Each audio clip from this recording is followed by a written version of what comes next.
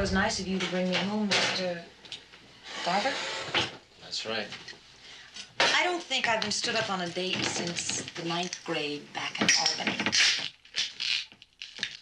Something wrong? No, I keep getting the feeling I know you from someplace. You do? Yeah. Here, won't you let me do that? Oh, no, that's all right. I've got it. Why don't you see if you can get the fire started?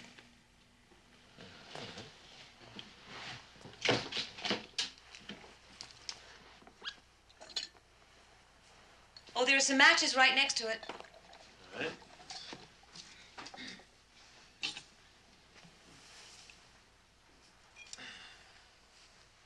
It's getting late. Sure I'm not keeping you up? No, I rarely get to bed before 3 a.m. I didn't have a date tonight. I went there because you talk about it on your program sometimes. And I wanted to meet you.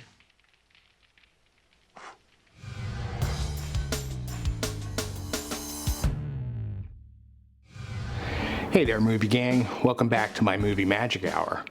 As I started thinking about who or what movie I wanted to feature this week, I saw a recent picture of a dude that defines the word iconic, especially in the world of cinema. He's turning 94 at the end of this month, and I thought to myself, wow, this dude is one of the few remaining stars of the classic Hollywood era that's still alive and actually working. So in tribute to that, I'm going to start by diving into the wild, wild west of Hollywood with none other than the legend himself, Clint Eastwood. Tuco, Benedicto, Pacifico, Juan Maria Ramirez. Known as the Rat. And any other aliases you might have. To hang by the neck until dead. May God have mercy on his soul. Proceed.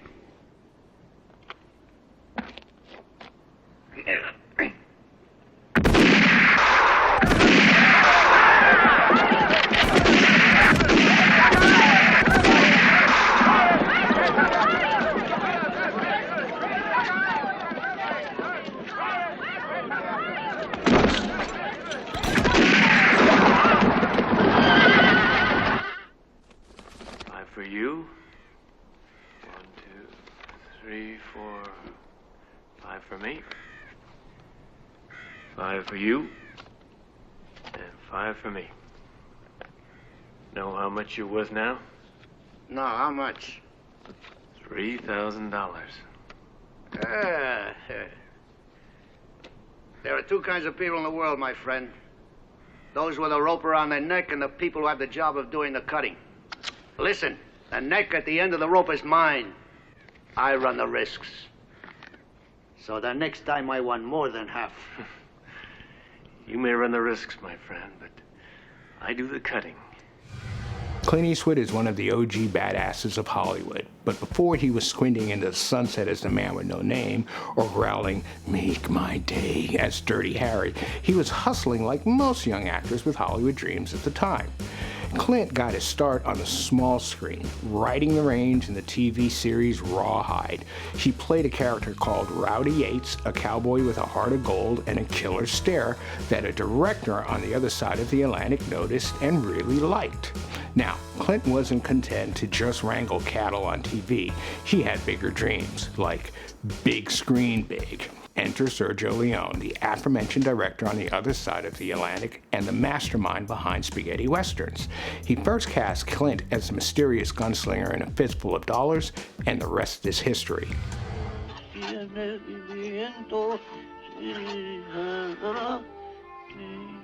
Get 3 coffins ready. Huh?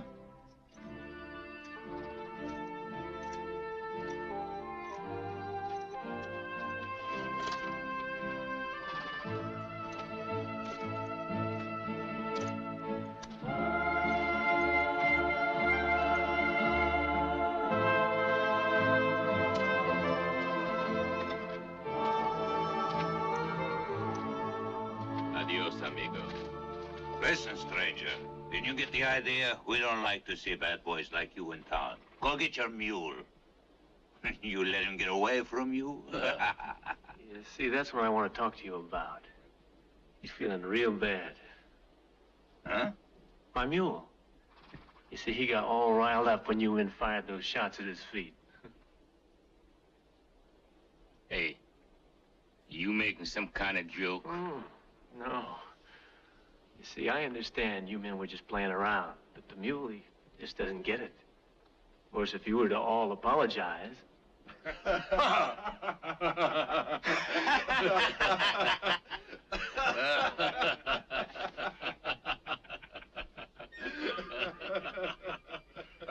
I don't think it's nice, you laughing.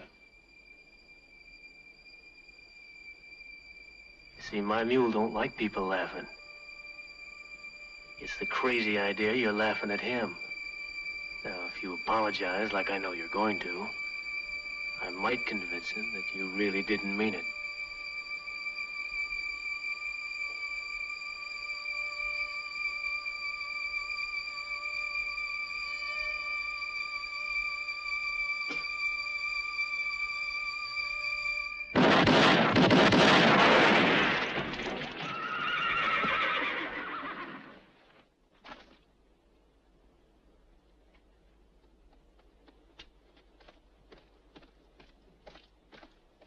I saw the whole thing. You killed all 4 of them. You'll pay all right. You'll be strung up. Who are you? Don't fire a shot. I'm John Baxter, sheriff. Yeah, well, if you're the sheriff, you better get these men on the ground.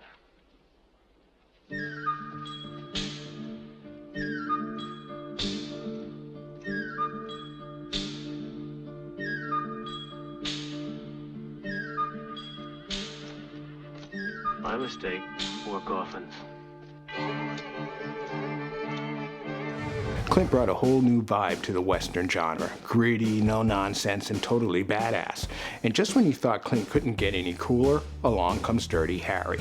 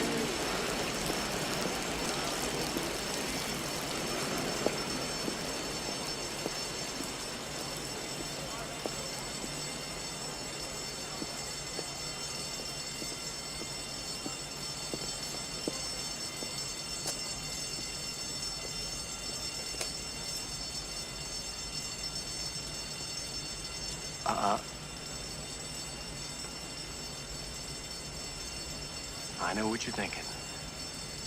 Did he fire 6 shots or only 5? Well, to tell you the truth, in all this excitement, I've kind of lost track myself. But Ian, this is a .44 Magnum, the most powerful handgun in the world, and would blow your head clean off. You've got to ask yourself one question. Do I feel lucky? Well, do you, punk?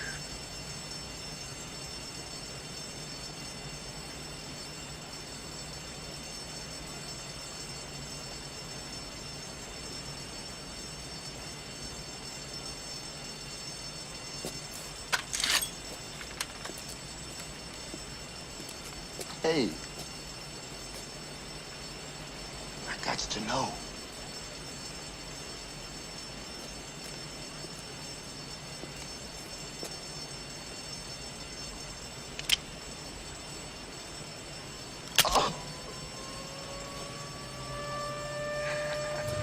He played Harry Callahan, a tough-as-nails cop who was not afraid to bend the rules to get the job done.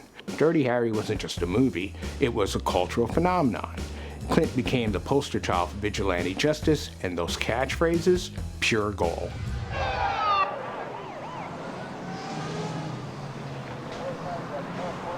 Go ahead.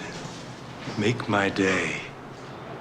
before Harry Callahan even existed, and before he had a chance to ask the bleeding punk if he feels lucky, Clint started his directing career. Clint was a hard call in terms of which way I wanted to feature him. I mean, I grew up a huge fan of him as an actor, but now I'm just as big a fan of his directing.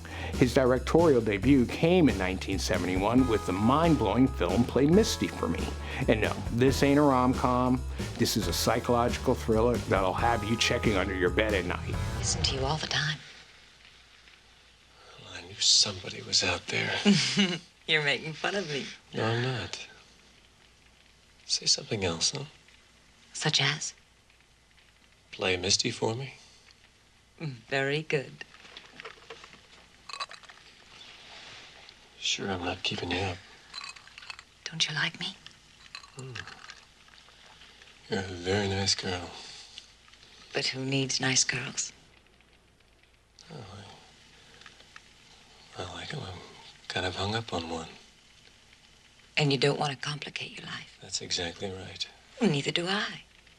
But that's no reason we shouldn't sleep together tonight if we feel like it.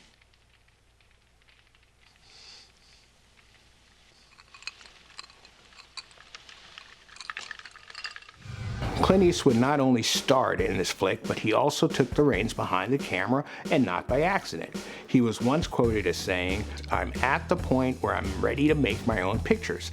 I stored away all the mistakes I made and saved up all the good things I learned. And now I know enough to control my own projects and get what I want out of my actors." So what makes Play Misty For Me stand out like a neon sign in a dusty old town? Well, buckle up. We're about to find out. Sergeant McCallum's gonna drop by for a second, just to see if you're buttoned up all right. Let him in, but nobody else, okay? Okay. Hey, David. You want to play something soft and dreamy for us? You got it. Bye-bye. Bye, hon.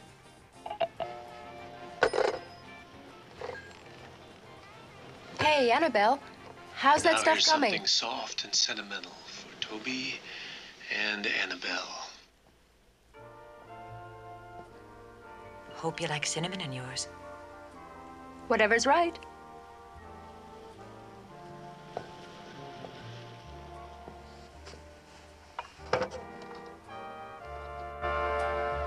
Annabelle.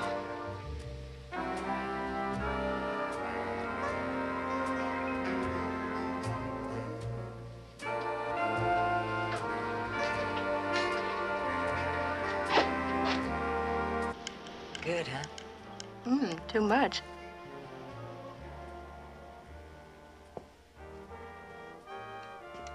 So's this.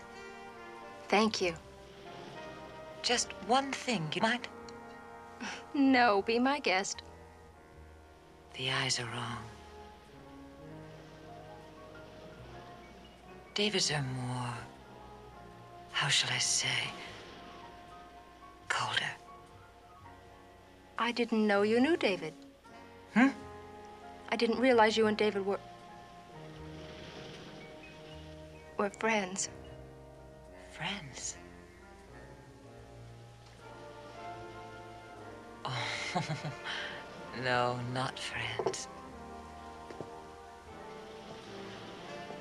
Not friends.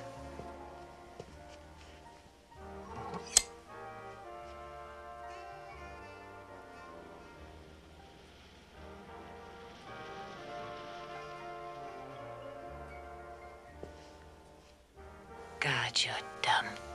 This movie isn't just about jump scares and cheap thrills. Nope, it's a roller coaster ride through the mind of obsession and the consequences of playing with fire. So, picture this. It's the early 70s, bell-bottoms are in, and jazz music is cool as fuck. Clint Eastwood, who's no stranger to jazz music, another one of his highly respected artistic ventures, by the way, steps into the director's chair like it was his first rodeo, and boy, does he bring the suspense. In this film, Clint plays a radio DJ with a smooth voice that could melt butter. He's living the California dream, spinning records and chilling by the beach, but here's the twist. He's got a stalker. What's going on? Don't tell me it was asleep. Well, what else at this hour of the morning, Oh, I'm surprised his conscience was that clear. What do you want, Evelyn? What do you want, Evelyn? What do you want? something? Can't I just come over? Or is it inconvenient? Now, wait. Could it be I've made a boo-boo? Could it be that someone has been sleeping in Papa Bear's bed? Come out, wherever you are! Enter Jessica Walter, who you might recognize as the sassy Lucille Bluth from Arrested Development. She's absolutely killer in this role and was nominated for the 1972 Golden Globe Award for Best Actress for this role. Walter plays Evelyn, a fanatical fan who takes obsession to a whole new level. What we have between us. We don't have a goddamn thing between us. Now, how many ways am I gonna have to say this to you? I don't care how many ways you say it, it's not true! I'm gonna have to do to convince you. It's not true! Oh, it's not! What are you doing? Get dressed to drive you home, that's what. Oh, why are you playing these games? Why are you pretending you don't love me? I don't even believe I'm hearing this. But I love you! You haven't got the vaguest idea what love is. We don't even know each other. Wait a minute. You don't have to do that. I'm okay, I can drive home. You sure? Positive, I'm fine.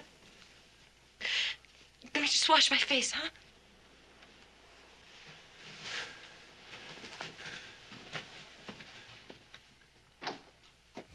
This was the pre-Twitter world, kids.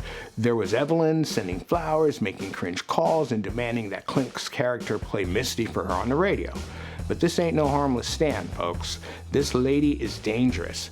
The tension ramps up as Evelyn's obsession spirals out of control, turning the sunny California paradise into a nail-biting thriller. Will Clint's character survive the psycho biatch? Will he ever get to spin another record in peace? You gotta see the flick to find out. No spoilers here. Play Misty For Me is a wild ride filled with twists, turns, and some seriously trippy vibes. But wait, there's more. Play Misty For Me isn't just a movie, it's a cultural landmark. It paved the way for a whole new genre of thrillers and established Clint as a force to be reckoned with in Hollywood. I consider him one of the best directors over the last 50 years. When I recently did my segment about Orson Welles, I mentioned that Welles was a forceful character behind the camera as he was in front of the camera, and that was a rare thing. Well, Clint Eastwood is clearly in that conversation and has been for decades now. He deserves this tribute from me. So there you have it. Clint Eastwood's directorial debut, Play Misty For Me, isn't just a movie, it's a masterpiece that'll leave you on the edge of your seat. So next time you're ready to Netflix and chill, watch this movie and prepare to be amazed by the one and only Clint Eastwood. Now, if you enjoyed this segment and want to see more classic Hollywood features that I produce, like and subscribe to my channel and turn your friends onto it. I'll be glad you did, and they might be too. And remember,